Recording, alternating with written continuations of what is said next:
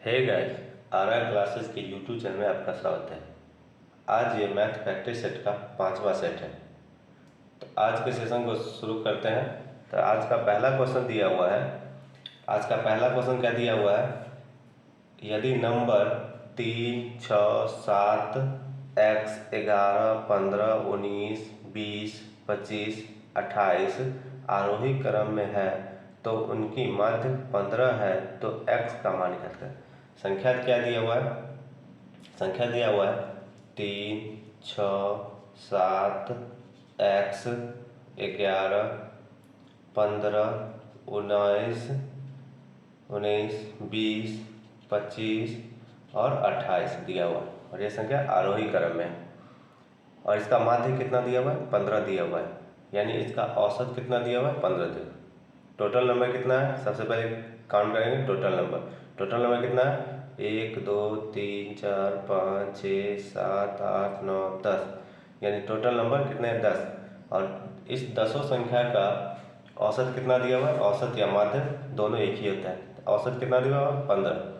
तो इसका योग कितना हो जाएगा? 10 संख्या का औसत 15 दिया हुआ है तो इसका योग कितना हो जाएगा? योग हो जाएगा इसका 150। 150 हो जाएगा। अब क्या करेंगे? इस सभी संख्या को जोड़ेंगे। इस सभी संख्या को जोड़ेंगे तो ये कितना हो जाएगा? इस सभी संख्या को जोड़ेंगे तो ये हो जाएगा 134। 134 के बराबर। इस सब संख्या का योग कितना? 134 के बराबर हो जाएगा x को छोड़कर। और ये टोटल संख्या दिया हुआ है, x को लेकर टोटल संख्या का योग कितना दिया हुआ है? 150।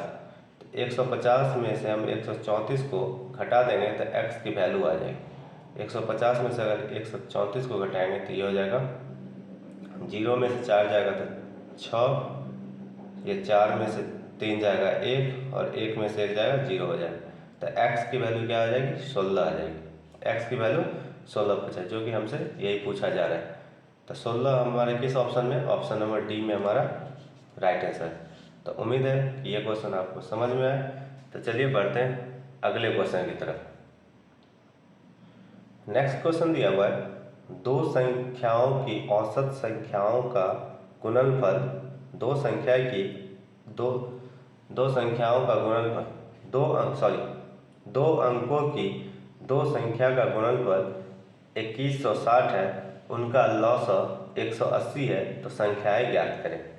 संख्या क्या दिया हुआ है? 2 अंक की कोई संख्या है और दोनों अंकों का गुणनफल दिया हुआ है 2160 और लॉग दिया हुआ है 180। तो संख्या क्या है? तो संख्या क्या है इसको, तो इसे बनाएंगे किससे? ऑप्शन बाय ऑप्शन बनाएंगे। गुणनफल क्या दिया हुआ है? दो संख्या का गुणनफल दिया हुआ है 2160 और योग दिया हुआ है एलसीएम दिया हुआ है उसका। एलसीएम क्या दिया हुआ है? 180। एलसीएम 180 दिया। ऑप्शन दिया हुआ, ऑप्शन ए में है 72, 36। ऑप्शन बी में दिया हुआ है 36, 60। ऑप्शन सी में दिया हुआ है 45, 48। ऑप्शन डी में दिया हुआ है 54 और 40। ऑप्शन डी में क्या दिया हुआ है? 54 और 40। तो इसको बनाएंगे बाय ऑप्शन से। बाय ऑप्शन से बताने का मतलब है, समझते हैं, 72 और 36 का अगर एलसीएम निकालेंगे तो कितना आना चाहिए? 180 आना चाहिए। यानी 180 से 180 जो है, 180 को क्या करेगा? ऑप्शन में जो दिया हुआ है 72 और 36 से क्या होगा?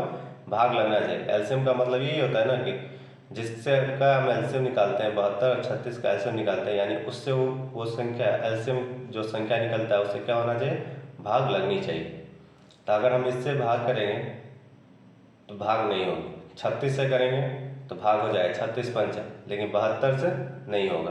तो ये ऑप्शन हमारा क्या हुआ? गलत हो जाए। ऑप्शन ए हमारा क्या हुआ? गलत हो जाए।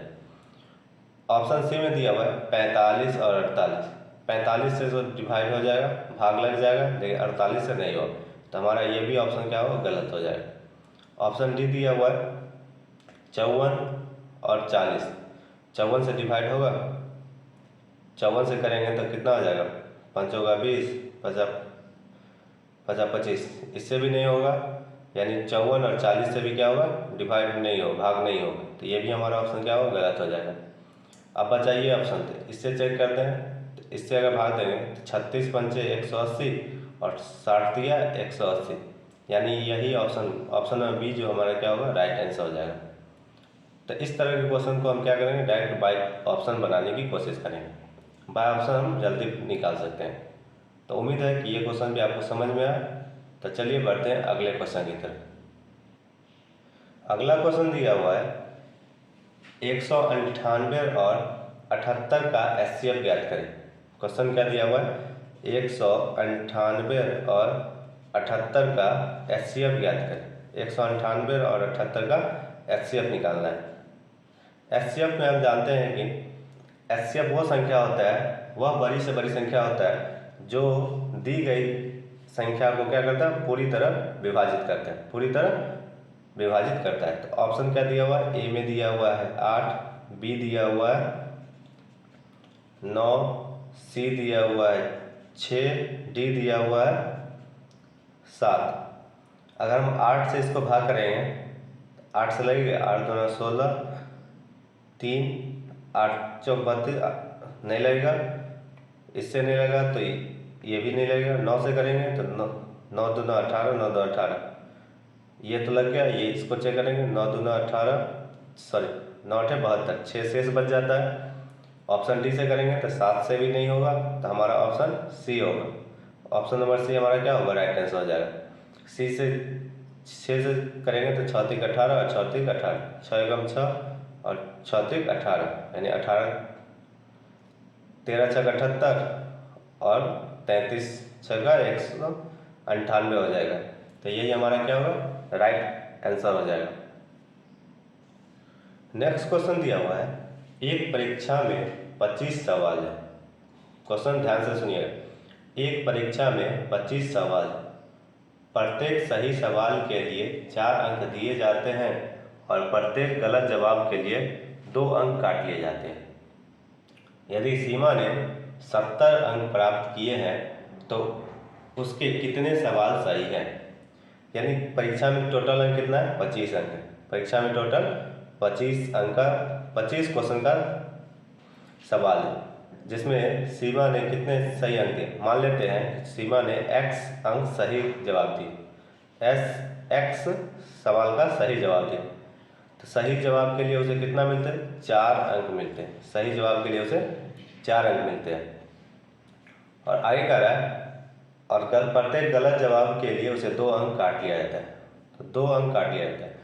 तो टोटल क्वेश्चन कितना था, 25 में से हम मान लेंगे उस सही घटा देंगे तो कितना गलत आ जाएगा। तो सही संख्या हम क्या माने, x। तो इसमें से इसको क्या करता है, 2 अंक काट लिया जाता है, 2 अंक काट लिया जाता है। तो ये टोटल हो गया। इसी में से ना ये घटेगा, मतलब जितना वो सही करेगा, सही में से ना घट कर उसका मार्क्स 70 है, तो इसमें से इसको क्या करेंगे, घटा देंगे और इसके बराबर आ जाएगा 70। इसके बराबर 70, यानी वह संख्या कितने सही गया, x संख्या। हम मान लिए x संख्या, x वो संख्या है जितना वो सही बनाई है, जिसके लिए उसे 4 अंक मिलते हैं। और टोटल 25 क्वेश्चन है, 25 क्वेश्चन में से हम सही वाले को घटा देंगे, सही अंक वाले, तो आ जाएगा गलत, और गलत के लिए उसे 2 अंक काट लिए जाते हैं। तो उसमें से सही वाले में से गलत को घटा देंगे तो आ जाएगा टोटल अंक। सॉल्व करते हैं तो x को 4 से गुना करेंगे तो 4x माइनस 25 दूना 50 minus 50 minus minus plus plus 2x बराबर 70। जोड़ेंगे तो ये हो जाएगा 6x, ये माइनस में इधर आकर क्या होगा, प्लस है, प्लस में हो जाएगा। तो माइनस 50 इधर आकर प्लस में हो जाएगा, तो 70 और 50 कितना हो जाएगा, 120। भाग करेंगे तो ये आ जाएगा 6 दूना 12, 120, यानी 20 छः 120। तो x बराबर 20, यानी उसने 20 क्वेश्चन को सही जवाब दिया। 20 क्वेश्चन का उसने सही जवाब दिया, जो कि ऑप्शन नंबर सी में हमारा क्या है, right answer. Option number C में हमारा क्या है, राइट आंसर दिया हुआ है। लगता है क्वेश्चन कट गया है, तो थोड़ा देख लीजिए ध्यान से। क्वेश्चन क्या दिया हुआ है, 25 क्वेश्चन था, फिर से हम समझाते हैं। 25 क्वेश्चन था, हम मान लिए कि x वो क्वेश्चन है जिसको उसने सही बनाया, तो x सही के लिए उसे कितना अंक मिलते हैं? 4 अंक मिलते हैं, और गलत के लिए उसमें 2 अंक काट लिए थे। तो टोटल में से सही को घटाकर 2 से गुना कर देंगे तो गलत का आ जाएगा, उसमें से घटाएंगे तो ये कुल मार्क्स आ जाएगा, कुल मार्क्स आ जाएगा, कुल मार्क्स। अब सॉल्व करेंगे तो 4x माइनस 25 दूना 50 माइनस माइनस प्लस 2x बराबर 70। 4 और 2 6x, और ये माइनस में इधर आ गया प्लस में, तो 70 और 50 कितना हो जाएगा? 120। सॉल्व करेंगे तो 20 छक 120 होता है, तो x बराबर 20।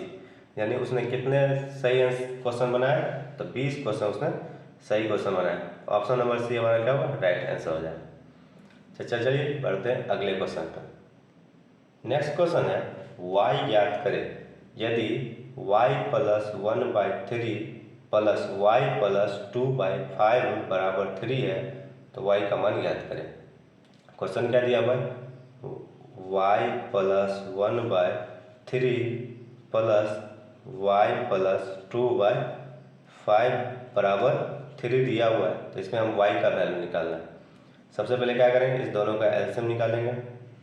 एलसीएम निकालेंगे तो कितना हो? 5 और 3 का एलसीएम हो जाएगा 15। भाग करेंगे इसको तो 5 आएगा, इसमें इसको गुना करेंगे तो 5y प्लस 5, इसमें से इसको भाग करेंगे तो ये आ जाएगा 3 आएगा। 15 को 5 से भाग करेंगे तो कितना आएगा? 3। अब इसमें गुना करेंगे तो 3y प्लस 6 बराबर कितना हो जाएगा? 3। 6y बराबर 3। अब इसको सॉल्व करेंगे, 5y और 3y, 5y और 3y 8y, 8y प्लस 6 5 11, यहाँ क्रॉस गुना कर देंगे तो ये हो जाएगा 15 तिया 45, 45 हो जाएगा, 15 तिया 45। 8y और ये प्लस में इधर आकर क्या होगा? माइनस में हो जाएगा, तो 45 माइनस 11, 45 माइनस 11, 8y 45 में से 11 जाएगा तो ये हो जाएगा 45 में से 11 को घटाएंगे तो ये कितना हो जाएगा? 4 और ये 3, 34 हो जाएगा। कितना? 34 होगा, 34 हो जाएगा। और इसको 8 से भाग करेंगे, 8 से भाग करेंगे तो ये आ जाएगा 4.25। कितना आ जाएगा? 4.25, 4.25 हमारा क्या होगा? राइट आंसर हो जाएगा, जो कि ऑप्शन नंबर बी में दिया गया। ऑप्शन नंबर बी में दिया हुआ है 4.25। क्वेश्चन कर रहा है जेम्स द्वारा गणित, विज्ञान और इतिहास में प्राप्त किए गए अंकों का औसत 89 है। यदि उसके भाषा के अंकों को भी जोड़ दिया जाता है तो औसत घटकर 88.25 हो जाता है। भाषा में उसके द्वारा प्राप्त अंक ज्ञात करें। यानी गणित, विज्ञान और इतिहास, यानी इसने 3 अंकों में औसत कितना अंक प्राप्त किया? तो 3 सब्जेक्ट का औसत से गुना कर देंगे तो कुल योग आ जाए, 89 अंक प्राप्त किया। अब उसमें क्या किया? भाषा को भी जोड़ दिया गया। क्या है? भाषा को भी जोड़ दिया गया, तो टोटल कितने सब्जेक्ट हो गए? 4 सब्जेक्ट, और उसका औसत घटकर कितना हो गया? 88.25। यानी 4 सब्जेक्ट को औसत से गुना करेंगे तो उसका कुल योग आ जाएगा 88.25। टोटल 4 सब्जेक्ट में से 3 सब्जेक्ट का घटा देंगे तो क्या होगा? हमारा भाषा का आ जाए, भाषा में कितना अंक प्राप्त किया उसका आंसर आ जाएगा। चलिए इसको सॉल्व करते हैं। 4 से इसको गुना करेंगे तो 25 चौका 100 हासिल है, 8 चौक 32 और 1 33, 8 चौक 32 और 1 33 और 8 चौक 32 और 32 और 3 कितना हो जाएगा? 35 हो जाएगा। 32 और 3 35, यानी 353। इसको गुना करेंगे, 9 तिया 27 हासिल 2, 8 तिक 24 और 2 26। 153 में से 267 को घटाएंगे तो कितना आ जाएगा? घटाते हैं 13 में से 7 जाएगा 6, ये हो गया 4, 14 में से 6 जाएगा 8, 2 में से 2 जाएगा 0, यानी 86। भाषा में उसे कितने अंक प्राप्त हुए? 86 अंक प्राप्त हुए, जो कि ऑप्शन नंबर सी में दिया गया। तो हमारा राइट आंसर हो जाएगा option number C. Next question दिया हुआ है, अंकिता 40 मीटर लंबाई और 30 मीटर चौड़ाई वाले एक आयताकार खेत के कोने पर खड़ी है। यदि अंकिता केवल विकर्ण के साथ दौड़ती है और प्रारंभिक बिंदु पर वापस आती है तो अंकिता द्वारा कुल कितनी दूरी तय की जाएगी? एक क्या दिया हुआ है? एक आयत दिया हुआ है, एक आयत दिया गया है, एक आयत जिसकी लंबाई 40 सेंटीमीटर है, जिसकी लंबाई क्या दिया हुआ है? 40 सेंटीमीटर, और चौड़ाई कितना दिया हुआ है? 30 सेंटीमीटर। और वो क्या करती है? विकर्ण पर ही दौड़ती है और विकर्ण से वो वापस आती है, विकर्ण पर जाती है और विकर्ण से वापस आती है, यानी वो विकर्ण को 2 बार करती है, 2 बार तय करती है, यानी यहाँ से यहाँ तक की कुल दूरी और फिर यहाँ से यहाँ तक की कुल दूरी, यानी विकर्ण क्या होगा? विकर्ण का 2 गुना उसने दूरी तय की, विकर्ण का 2 गुना दूरी तय की, 2 बार, एक बार जाती है और एक बार आती है। तो आयत में विकर्ण निकालने का हम क्या जानते हैं? विकर्ण निकालने का फॉर्मूला क्या होता है? विकर्ण बराबर होता है √L² प्लस B²।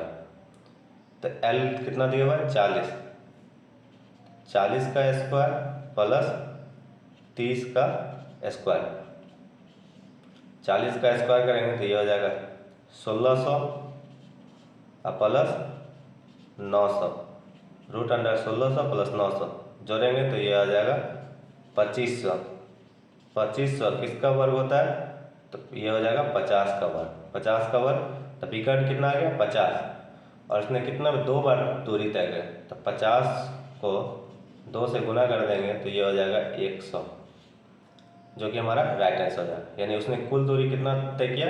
100 मीटर कुल दूरी तय किया, जो कि ऑप्शन नंबर ए में दिया गया। तो ऑप्शन नंबर ए हमारा क्या होगा? राइट आंसर हो जाएगा। तो उम्मीद है कि यहाँ तक क्वेश्चन आपको समझ में आया। तो बढ़ते हैं अगले क्वेश्चन की तरफ। क्वेश्चन दिया हुआ है, 2 धनात्मक पूर्णांकों का गुणनफल 375 है। जब एक संख्या को दूसरी संख्या से विभाजित किया जाता है तो 3/5 बचता है। सबसे छोटी संख्या का पता लगाएं। हम मान लेते हैं वो 2 पूर्णांक है x और y, x और y। x और y को गुना करते हैं तो कितना आता है? 375। 375 जब पहली संख्या को, जब एक संख्या को दूसरी संख्या से विभाजित करते हैं तो कितना आता है? 5/3, यानी x को y से भाग करते हैं तो हमें बचता है 5/3, 5/3 बचता है। इसको क्रॉस गुना करेंगे तो ये हो जाएगा x बराबर 5/3y। हमसे पूछा है छोटी संख्या का पता लगाएं, छोटी संख्या का। अगर हम इसमें वैल्यू डाल देंगे x का वैल्यू इसमें, तो क्या हो जाएगा? x के जगह पर क्या लिखेंगे? 5/3y, 5/3y प्लस y बराबर 375। सॉल्व करेंगे तो क्या हो जाएगा? इसको सॉल्व करेंगे, सॉरी गुना नहीं, गुना, तो 5/3y² बराबर 375। 375 5 से भाग करेंगे तो यह आ जाएगा 7×5 = 35, 50 25 75। y² बराबर हो जाएगा, इसको क्रॉस गुना करेंगे तो 5 × 15, 5 हाथ से ले, 7 × 1 और 21 है 22, यानी 222। y² का वैल्यू हो गया 222, 225, 225। तो y का वैल्यू कितना हो जाएगा? y का वैल्यू हो जाएगा 15। 225 क्या होता है? 15 का स्क्वायर होता है, तो y का वैल्यू हो जाएगा 15। अब हम निकालेंगे s का वैल्यू, तो y का आ गया। अगर हम इसमें हम y का वैल्यू दे देंगे तो x का वैल्यू आ जाएगा। तो इसमें हम अगर y का वैल्यू डालते हैं तो कितना हो जाएगा? 3/5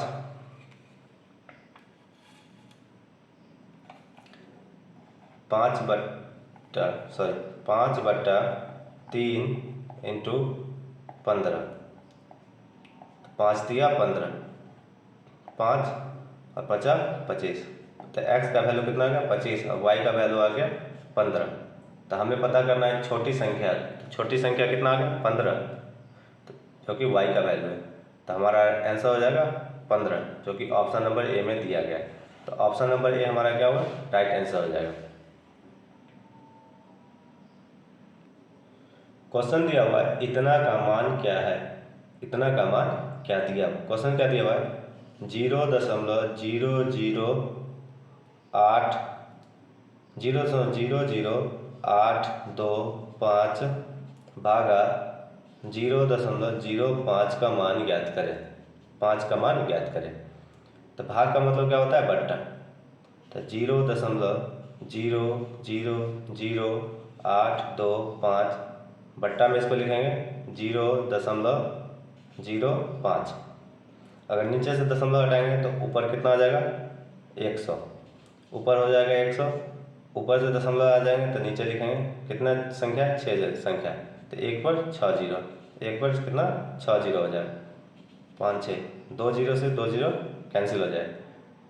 10,000 से 825 में भाग करेंगे तो ये कितना आ जाएगा, 10,000 में 825 से भाग करेंगे, सॉरी पहले 5 है, 5 से भाग कर लेते हैं। तो 5 से भाग करेंगे तो 5 एकम 5, 3 5 36, 25 50 25, तो आ गया 165। अब 165 में 10,000 से भाग करेंगे तो ये कितना आ जाएगा, 4 अंक के बाद क्या होगा दशमलव, तो 1 6 5 3 अंक, इससे पहले एक जीरो डालेंगे और एक दशमलव, तो ये कितना आ जाएगा 0.165, जो कि हमारा राइट आंसर हो जाएगा, जो कि दिया हुआ है ऑप्शन नंबर ए में दिया गया।